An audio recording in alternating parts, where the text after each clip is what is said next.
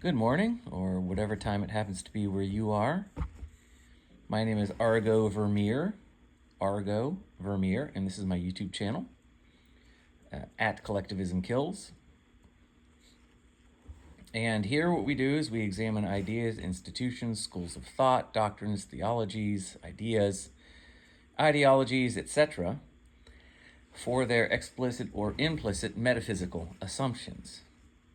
In other words, the assumptions they make about the nature of man, reality, and, if applicable and appropriate, God. And we see if these assumptions are actually rationally consistent, or if they are fundamentally contradictory.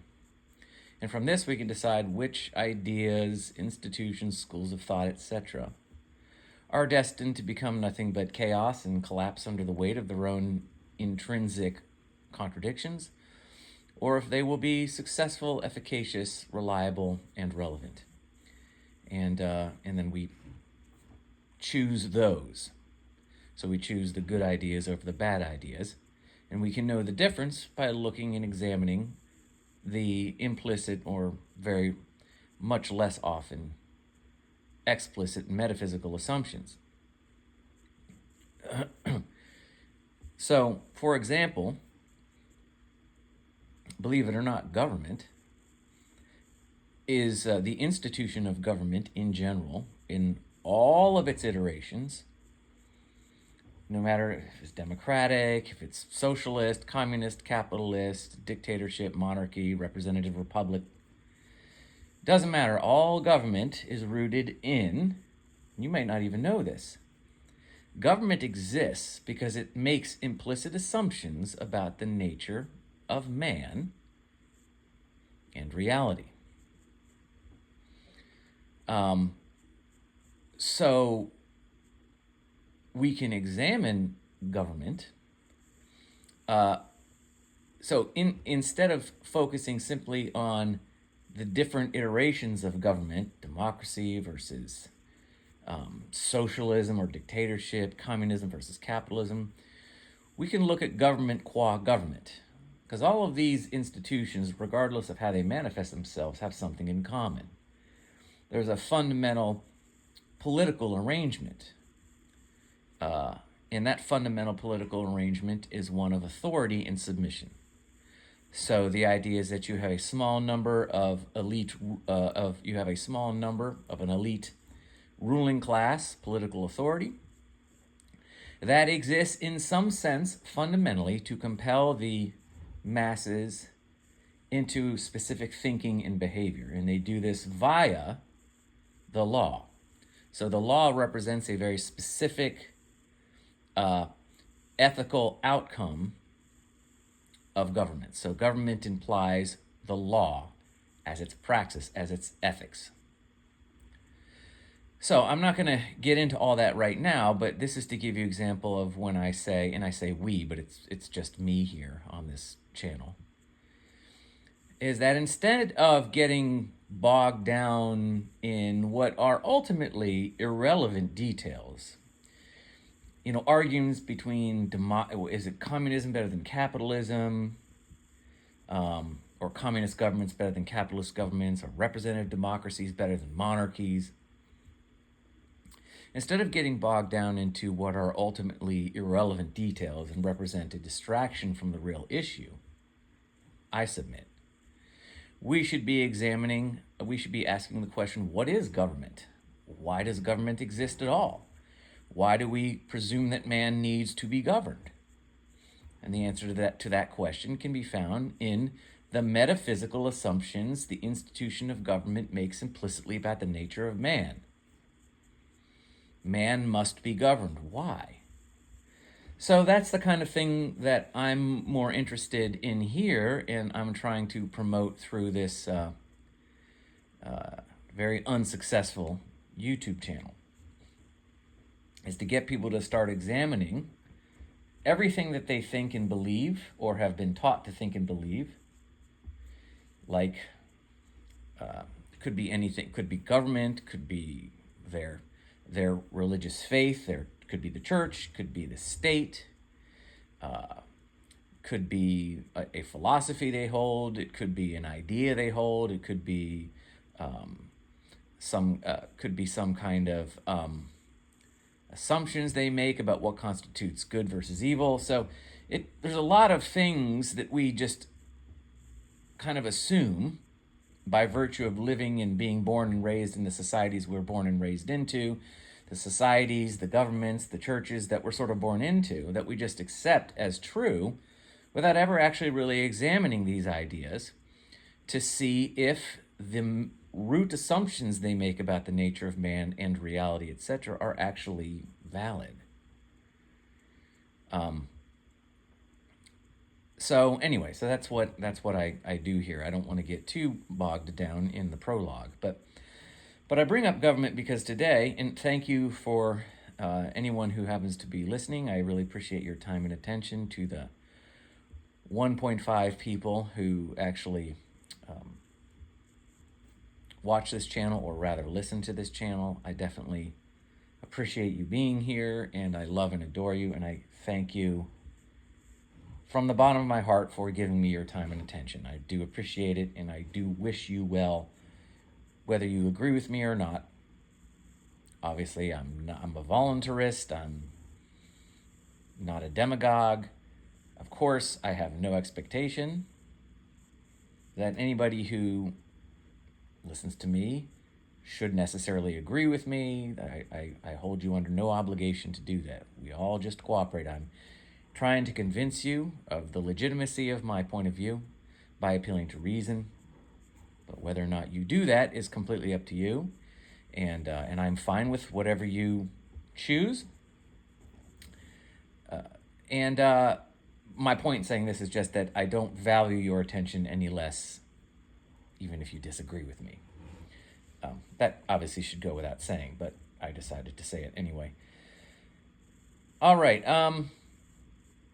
So today, I don't talk about politics specifically because I'm not interested in them. For example, when I say I don't talk about politics specifically, I mean I don't really, the point of this channel is not to talk about like Trump versus Harris, or who you should vote for or not vote for, what political party is the good one, which one's the bad one, which has the better policies, when's the next debate, what was going on with that debate, who won. I don't do anything like that. I'm interested in politics only in the strict philosophical sense, where the philosophical category of politics has to do with how man interacts with one another, how humans interact with one another. That's philosophical politics.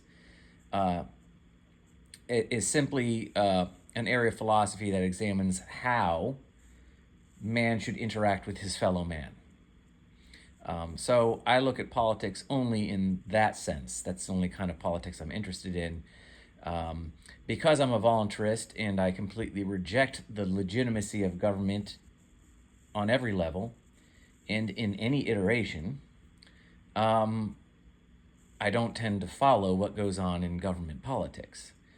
Like I said, I'm more interested in talking about government, whether or not government is a legitimate institution based on its implicit metaphysics. That's where I'm interested in government. That's the only conversation regarding government I care about. Because once the government has already been established, regardless of how much power you think as a member of the broader masses, the broader constituency, that is in some sense just an illusion. Because government itself has a fundamental nature which is rooted in very specific metaphysical premises it makes about man. Which means that government has an evolution of sorts from its inception to its collapse. The metaphysics which underwrite the state are false. They are irrational metaphysics. The assumptions they make about the nature of man and his need to be governed are false. They are a lie. Government, therefore, represents an anathema to man's nature. So all governments are doomed to collapse in about the same way and roughly about the same amount of time on average. And there's nothing you can do to stop it because it doesn't matter what kind of government it is, because the metaphysics of the state are exactly the same for all of them. So it doesn't matter what you think you can and can't vote for, or if you decide to be part of the political elite and you run for office, that somehow you're going to change the evolution of government, and you're not.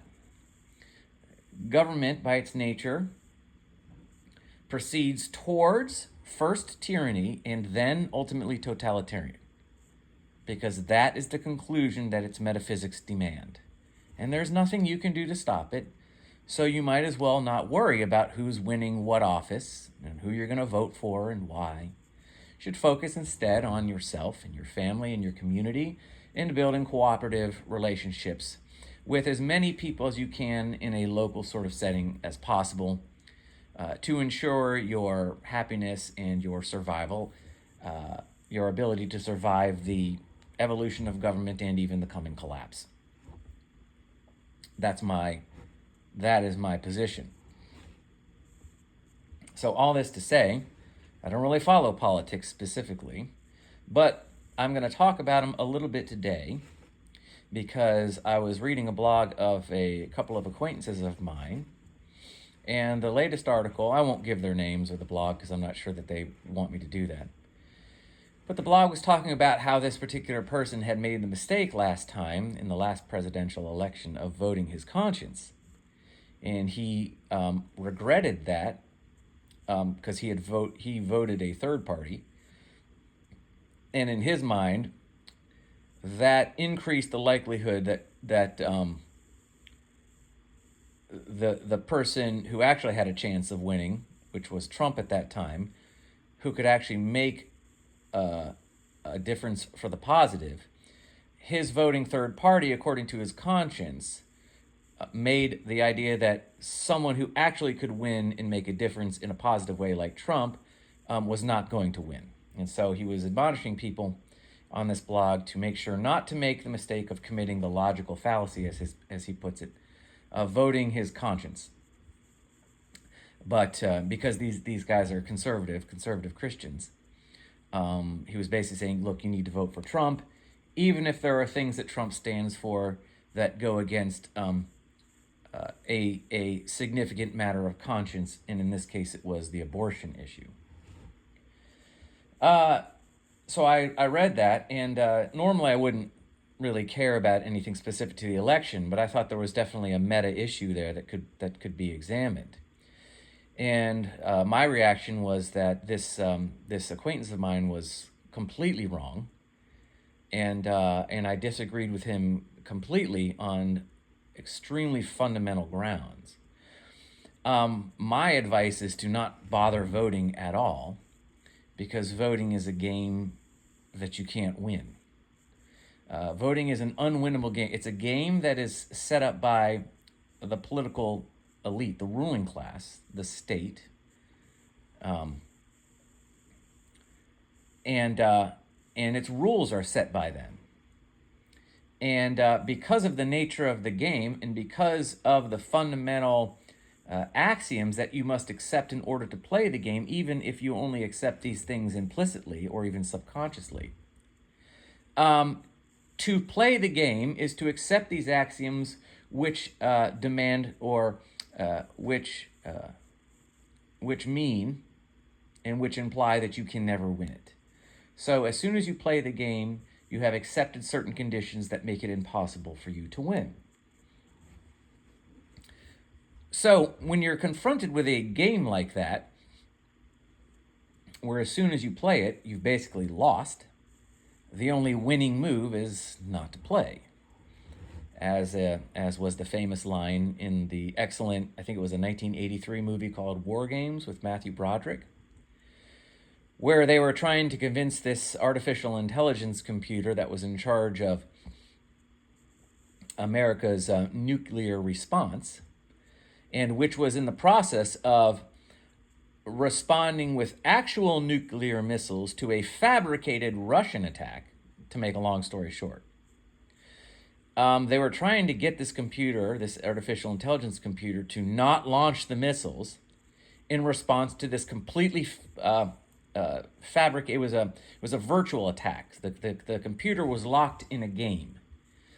And in the game, the Russians had launched missiles at the United States, and in response, this AI computer was going to launch actual missiles in response. I think I have this right. It's been a while since I saw this movie. I saw it as a kid in the theater, so I may not have this exactly right. But the point being is that as a way to show the computer that it wasn't worth continuing to play this game and to get it to stand down, it got it to simultaneously play both thermonuclear war in a simulated sense, this game of quote-unquote thermonuclear war, and tic-tac-toe at the same time. And the point was they were trying to make the artificial intelligence computer understand the equivalency between these two games. And the point was that there's no way to win them. You can't win tic-tac-toe in the same way you can't win thermonuclear war. So they're trying to get this computer to make this connection. And of course, because it's an 80s movie and it has a happy ending,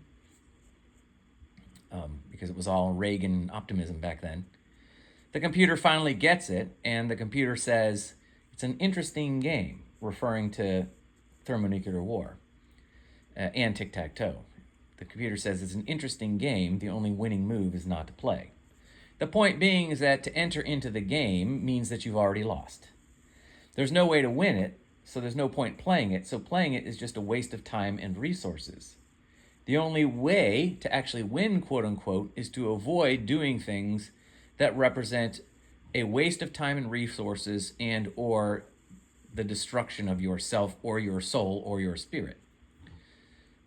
And that's the kind of game voting represents.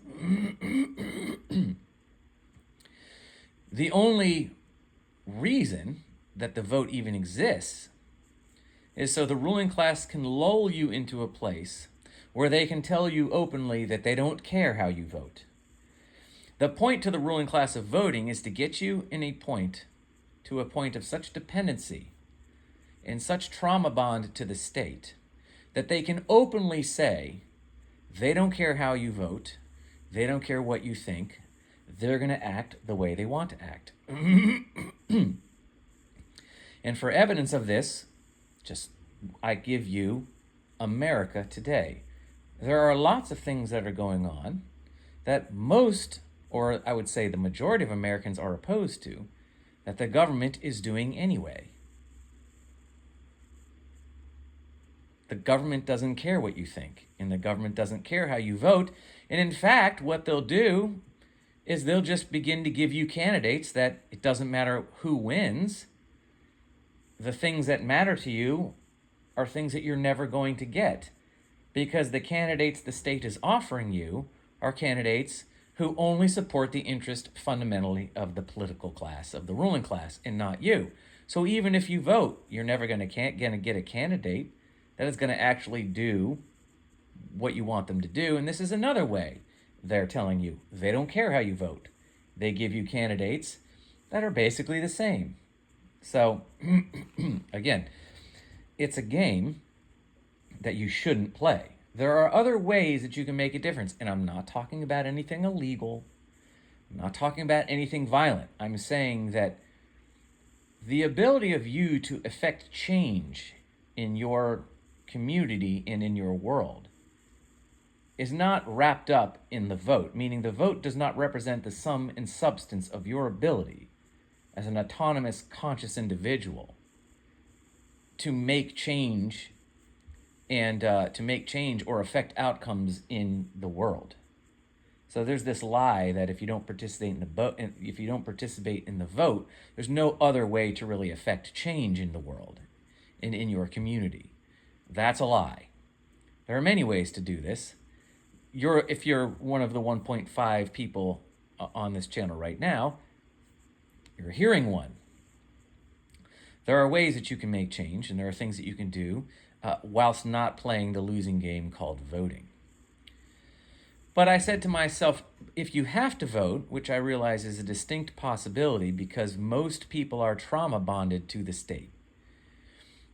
Trauma bonds are a real thing. It's where you get dependent upon your abuser. People who have been in relationships with abusers will understand this. It's incredibly hard to detach. And in fact, I do believe most of the time, and I think to a significant degree, people don't really break their trauma bonds. Even if they leave the abuser, they are in some sense still physiologically and psychologically connected, because the effects of that abuse follow them around, in the psychology of dependency on this abusive type personality kind of follows them around, and it's very difficult to break this trauma bond. And the state and government has had thousands of years to trauma bond the masses into believing that without the government, they can't exist. The very existence of the human species is dependent upon the power of a small political ruling elite. Without them, it's just an orgy of chaos, madness, and destruction. You can see it in the movies. Look what happens when government collapses.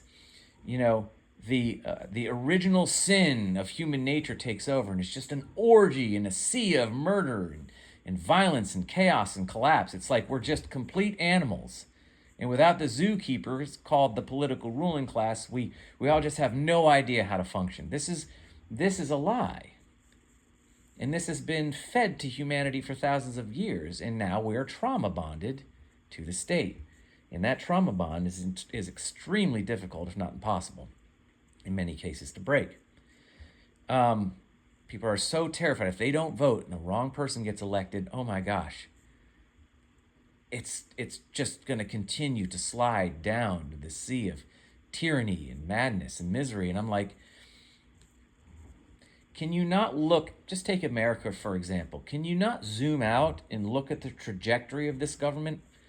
I may not sound that old, but I've been around for quite a long time. There have been many presidents in my lifetime. And if I zoom out, all kinds of presidents who were good, presidents who were bad, presidents who were more or less corrupt, the trajectory of America and society, its economy, its society, its moral substrate, it's a constant, steady downward trajectory. Doesn't seem to matter who we vote for.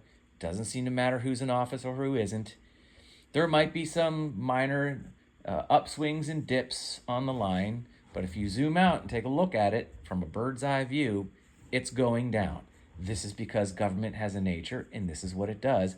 It doesn't matter who you vote for.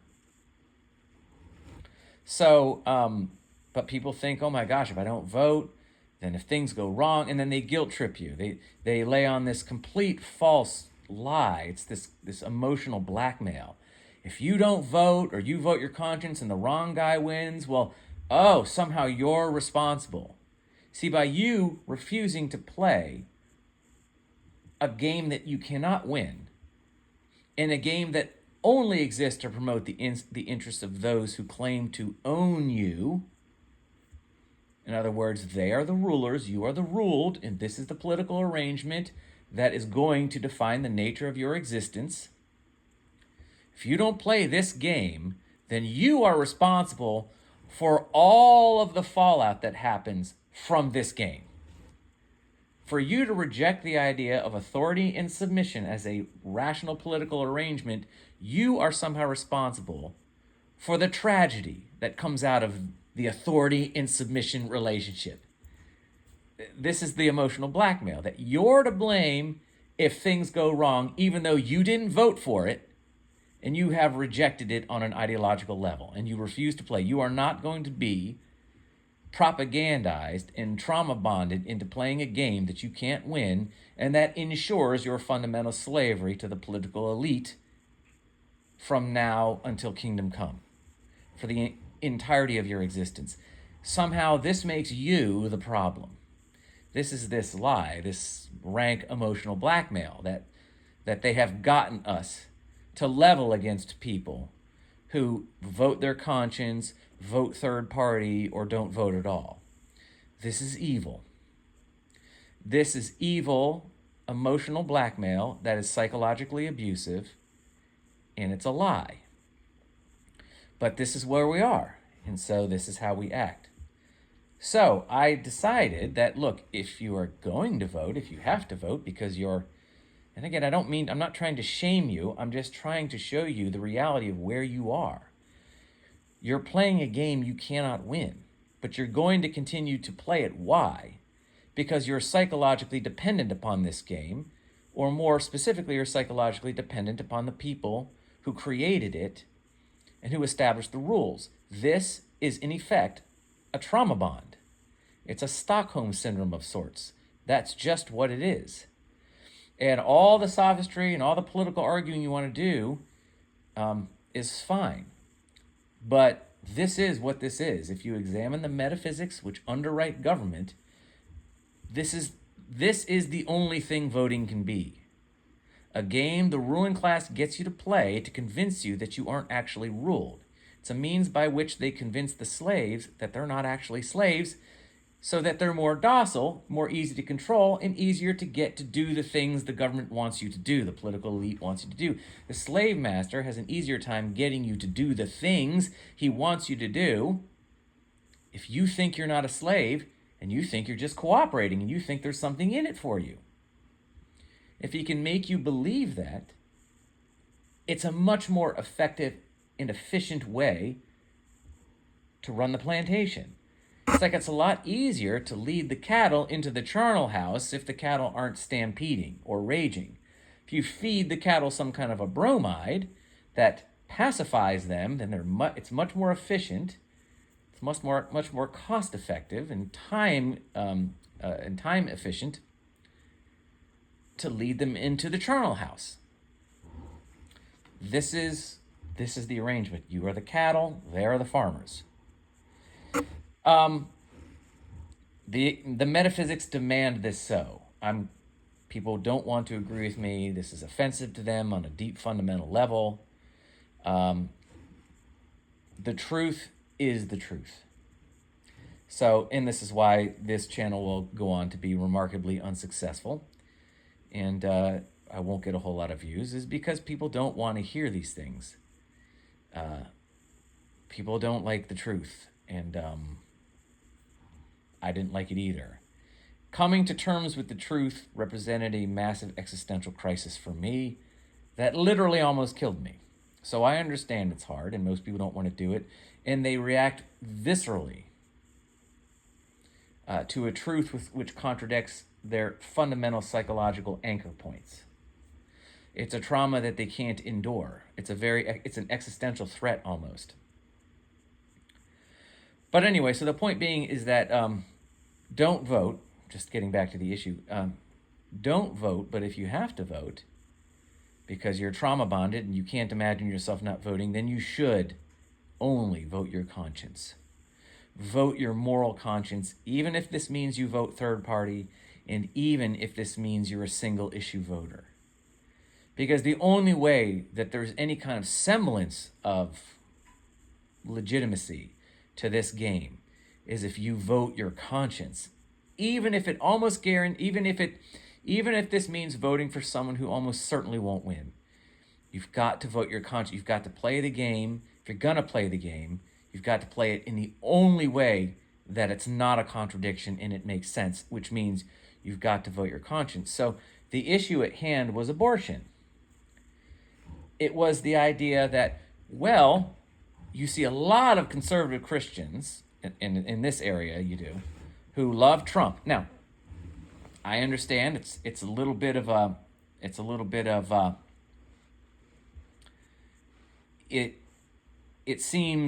like it's a little bit anathema. It's to conservative Christian. I mean, this is a guy. I mean, Trump was not considered to be a conservative Christian icon for. Like, Trump has been a thing since I was a little kid. And I never considered Trump to be any kind of a conservative Christian icon. So, I mean, I think, and again, I don't want to slander Trump because I don't know if this is true or not, but I heard that, like, he had a baby out of wedlock and then paid off the woman or something. Like, I'm just saying that Trump, as far as I know, always had a reputation of being a playboy in kind of... he was kind of the paragon of 80s greedy capitalist indulgement, self-indulgent, indulgement. and it just seems weird to me that he's like this conservative Christian icon. But the problem is that apparently Trump has said he's not in favor of a nationwide abortion ban, and that he considers the issue resolved once it's kicked back to the states. Now, if you are a conservative Christian, but if you are a Catholic, or anybody who considers abortion to be a matter of extreme moral importance and moral conscience, then that's just not good enough.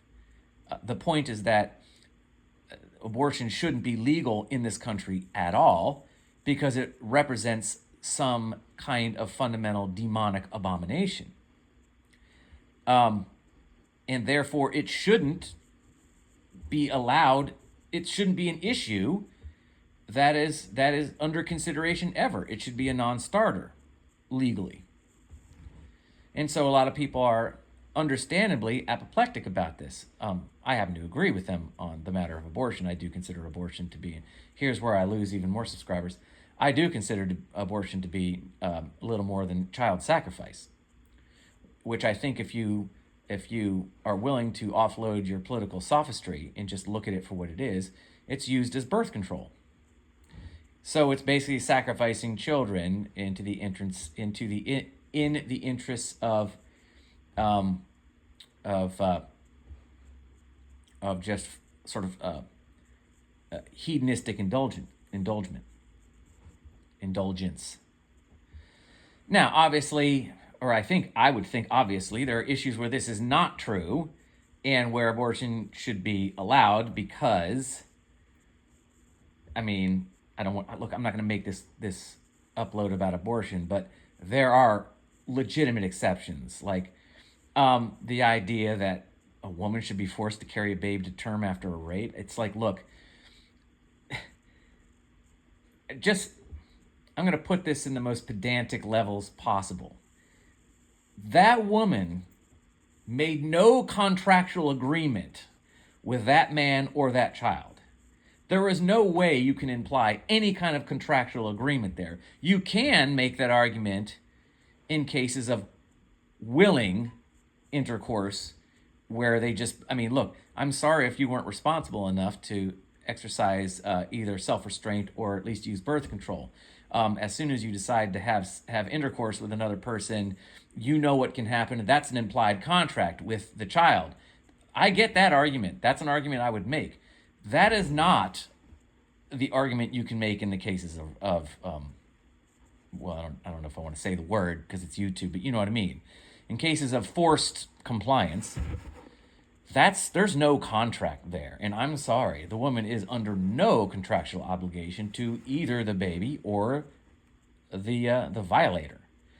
I think that's an abomination to consider the woman that must endure that psychological trauma of being forced into a contract that she never agreed to. That's my opinion on the matter. I'm not going to argue this. Okay, right. I'll argue it. I'm just not going to do it right now. But my point is that I happen to agree that abortion can be considered an issue significant enough to make it a single issue, to make your vote, to make you a single issue voter. And I think that is a reasonable position because I do think it is that profound. I think the meaning of abortion, as it is seen in the states today, is profound enough to make it a legitimate single issue. And if that's the issue, you should vote on that. And the idea that, well, but then the chances of you getting a society later on that bans abortion are going to be lower because by being a single issue voter, you're going to almost certainly create a context where the opposition will win, and now we'll not only have abortion, but we'll have something even worse. Well, I'm going to get to that.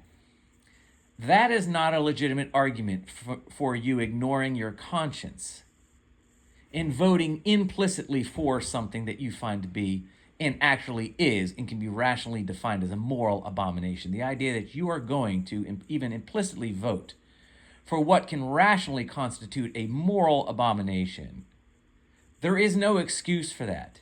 Whatever outcomes follow from that is not your fault. You voted against it. If there is a particular political elite that are bound and determined to, by violent force it on you in society, that is not your fault. So the idea that you're to blame because you didn't vote in a way that would have prevented something worse than abortion from happening, plus abortion, that is a false argument. And I'm sorry, I really respect this acquaintance of mine, and I respect his intelligence, but he is bought into a lie. The lie that it is okay to vote implicitly for a moral abomination in service to some greater good. And that if you don't vote for this abomination in service to its greater good, then what comes after the vote, which could be even worse, is somehow your fault. That is a complete lie. Every time you see evil, you must resist it. And if by resisting it, you're going to vote against it, that is one way you could argue you're resisting it. When moral abomination presents itself, you are obligated to resist it. Whatever comes after that is not your fault. It's not your fault if some other political authority wins because of that and then forces abortion and something worse on the rest of us. That isn't your fault. You stood up against it. You are not to be blamed for whatever atrocity follow from the other guy winning because you didn't vote this way. Your obligation is simple and it is clear. You resist evil when you see it. And you don't fabricate consequences for not doing so. And plus, you're also buying into the lie that you can actually play this game strategically. Like the idea is that, well, if you play the voting game strategically, if you don't vote your conscience, but you vote a certain way that kind of guarantees that this other guy will get in, then you know what? You have a real chance of getting the kind of society, this moral society, this free, moral, benevolent society that we want in the end. You can strategically use your vote to get this kind of outcome, this moral outcome. This is a lie. You cannot strategically play a game that you are destined to lose by its very nature. The very nature of the game means that you cannot win it, which means that all strategy is irrelevant. It's a losing game by its nature for you. The only way to play the game is to play it according to your conscience. You either don't play it, or you use it as a way to resist a moral abomination that you see is profound and should be rejected. Okay? So, in the idea that you should vote for this lesser of two evils thing, is really just the implicit argument that you can strategically play this game to the point where you can eventually win it. You can't. The vote is a product of the authority and submission political arrangement that's rooted in a metaphysic that says man must be ruled. He cannot be free to, quote, govern himself. He cannot be left to his own consciousness and his own understanding and his own behavior, because his nature demands that he is insufficient on his own to the apprehension of truth in acting in service to it. He must be ruled. He must be compelled into the will of a ruling class, of an elite ruling class. And therefore, what he fundamentally thinks in himself and wants in himself and chooses in himself and therefore votes for in himself can't matter, because in himself he lacks the sufficiency to apprehend truth and act in service to it. And therefore, who cares what he wants? The only way for the human species to exist at all is to be ruled. You see? These are the underlying premises from which we get something called the vote. These very premises make the vote irrelevant to anything, moral or free. You will never create a moral, free, independent, individualist society by appealing to something that implies the exact opposite. So you cannot play the vote strategically. The only way to, quote unquote, win is to not play. But if you must play, the only way that you can sleep at night is to play it in a way where you use it as an expression of your moral conscience. And you can't worry about the outcomes because the outcomes of an unwinnable game don't matter.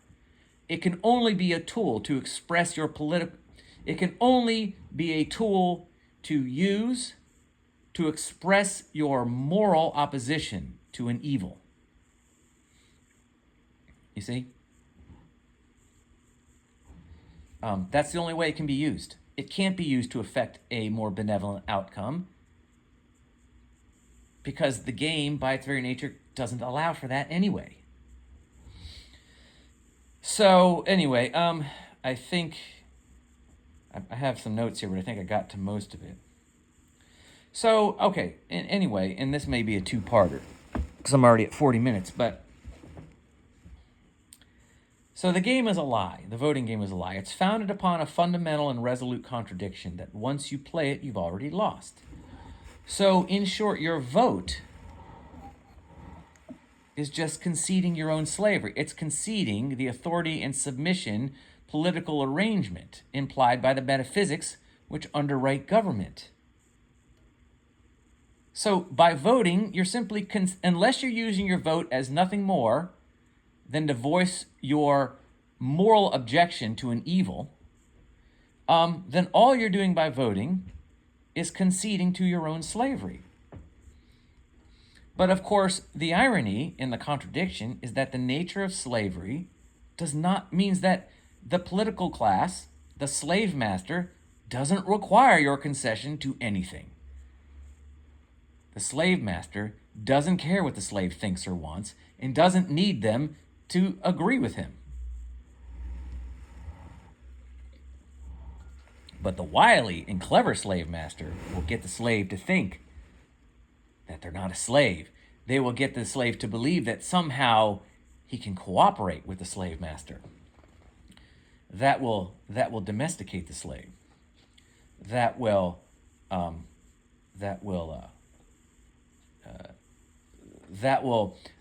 render the slave much more susceptible to suggestion. That will render the slave much more docile, much more accommodating to the slave master's wishes.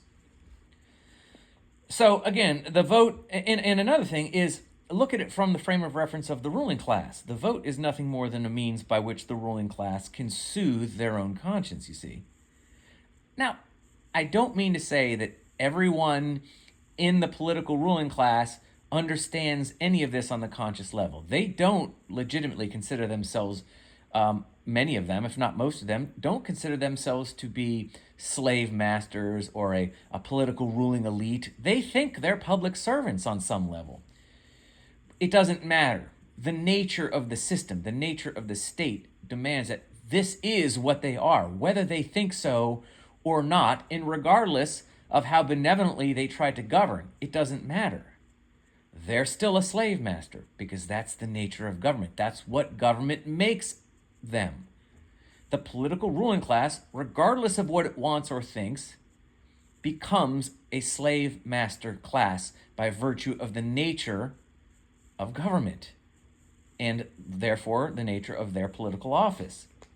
So this is why I'm against violent revolution, is because these people unfortunately, there's a lot more people in government that do consider themselves to be, in some sense, the owners of the masses and therefore, in effect, slave masters, but many of them do not. And there are many politicians that are trying to govern benevolently and be good. They have bought into the lie that government can affect some kind of benevolent outcome. It can actually make the masses free and independent and safe and secure. They are in government because they believe this lie. So they're in some sense a victim of the false metaphysics of government as anybody else. So this is why I don't consider politicians enemies. I don't collectivize human beings. When I say government and political ruling class, I mean it as an institution. I don't mean it as these individuals are bad people. I don't think that, and that's why I'm entirely nonviolent, because too many innocent people get caught up in the violence, and that is not justifiable. You have to understand most of your politicians don't really even understand the nature of the state or the game they're in. They think voting is a means to a kind of benevolent society, a free and libertarian society. They don't understand that it's not any more than most of us do. But so when I talk about the political elite, understand I'm talking about them as an institution. So it's more of an it than a them. Because I'm not casting aspersions on individuals, because I don't know them personally, and I'm sure that if I did, most of them are good people. They're not evil, and they don't fancy themselves or even want to be slave masters, but the nature of government makes them thus, regardless of whether they like it or not. Because it demands, just like it demands the voter who votes, who plays the game, to accept certain things about the nature of their own existence and the nature of man and reality in general, that these sort of fundamental metaphysical axioms that demand that they will functionally act as slave masters and the masses will functionally act as slaves, with all the requisite misery, exploitation, torment, and murder that follow this arrangement. So, in other words, but we could argue that the vote is nothing more than a means by which the ruling class can soothe their conscience. They are capable of nothing ultimately except exploitation and murder in service to their own power. And again, I'm not even saying they're doing this consciously. This is what government means by its nature. That the ruling class fundamentally, ultimately, can do nothing except exploit, propagandize, and murder the masses in service to their own political power and wealth and whim. But see, as long as you're voting for it, well, then they're simply giving you what you asked for. They're not really, they can tell themselves, exploiting or manipulating or terrorizing or murdering you. They're serving you. They're not your slave master. They're not your political ruling class elite. They're your public servants. And if you didn't want it, you wouldn't be voting for it. So it's not that they're perpetrating torture, misery, murder, and exploitation. They're just simply giving you what you want. They're giving you what you voted for. They're just acting in service to the vote of the people. They're just mere humble public servants. So, and this is the lie that they believe. Okay, so. Okay, I said all this. Blah, blah, blah, blah, blah.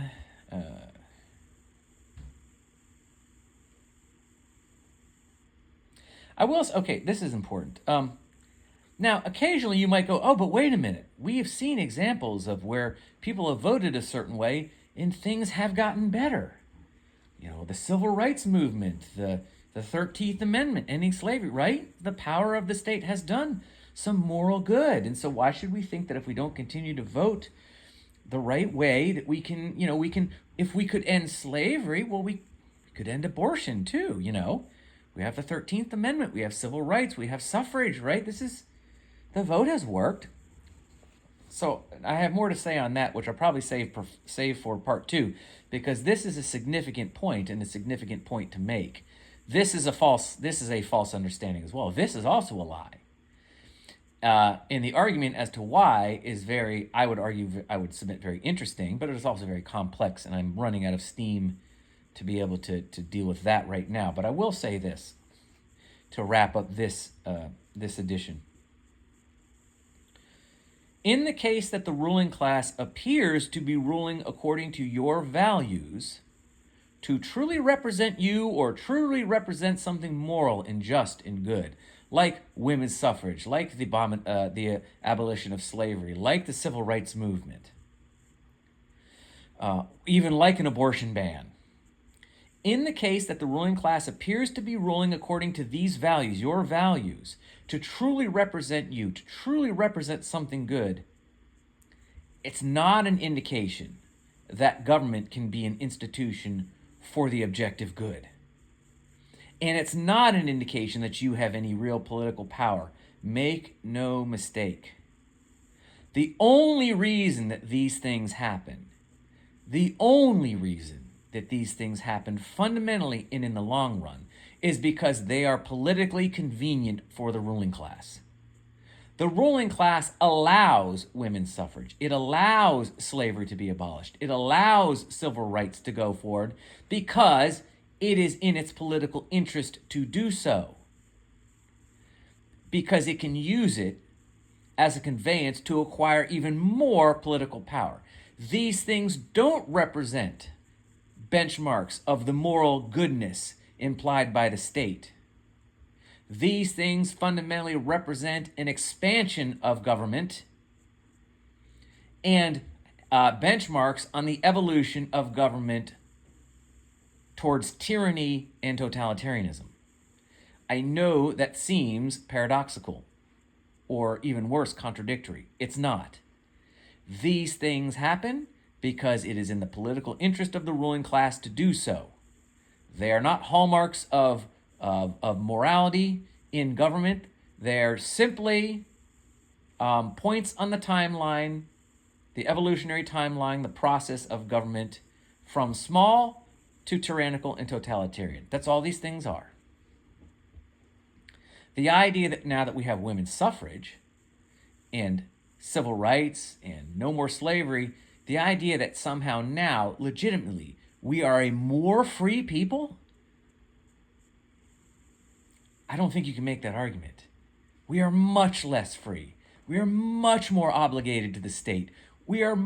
Slavery has been expanded over the years. It's much more implicit, but it has been expanded over the years. We are much more enslaved and beholden to the ruling class than we were in the past. Women can vote, but the vote matters much less than it ever did. Voting is so much more of a fabrication and an illusion now than it's ever been. So none of this has made us more free as a people. It's just made us all more equally slaves. So that is something to consider. So the only reason these things happen, the abolition of slavery, well, the abomination too, but the abolition of slavery, suffrage, civil rights, these happen because it's in the political interest of the ruling class to allow them to happen. It expands their power fundamentally. It gives them much more control than less control. Yes, the abolition of slavery expanded significantly the power of the state and the ruling class. This is not an argument for slavery. This isn't us saying we should go back to a time when we had acute slavery, where we had chattel slavery because the government was smaller and we were more free. But of course, ideologues and shallow thinkers will not understand this nuanced argument. I'm not saying that we should go back to a time when we had actual chattel slavery because the government was smaller. I'm not saying that. I'm a voluntarist. I reject the government. We should go back. How about we have no government? And if we don't have any government, then we don't have government programs like chattel slavery and women not being allowed to vote and discriminate. All these things, chattel slavery, the refusal of the rejection of the women's vote, segregation, Jim Crow laws, these are all government programs, people. If you remove the government, you don't have these things. Or, you wouldn't have these things because a voluntarist society would be rooted in metaphysics that describe the nature of the individual in a way that would preclude these kinds of abominations. Segregation, Jim Crow, slavery, the rejection of the validity of women's opinions on how society should be organized. This wouldn't happen because a voluntarist society would be organized and set up and established on principles that describe human nature in a way that would preclude these kinds of things from existing in a voluntarist society. They would be rejected as absolutely immoral, and they would be they would be abolished summarily. The idea that a cooperative society means anything goes is a lie. No, immorality doesn't go. Every society has to have an ethical standard, has to have an ethical premise, and an ethical system. That system in the individualist voluntarist society is morality. That which is immoral is rejected. And chattel slavery is immoral, according to individualist metaphysics, which, by the way, are rational metaphysics. You don't get slavery in a voluntarist society. By definition, it's voluntarist. You don't get the political inequality of women in a voluntarist society. You don't get segregation in a volunteer society because these things are morally precluded, because they're metaphysically precluded. So in morality is ethics, and ethics follows from metaphysics. Metaphysics implies epistemology, implies ethics, implies politics, implies aesthetics. These are all corollary. They don't exist in a vacuum of one another. So at any rate, yeah, that's all I want to say for now. I think I'm going to wrap up part 1. We will do part 2 at some point. I don't know when I'm going to get to it. I probably should be taking a break from blogging for a while because it's time consuming and energy consuming. So I think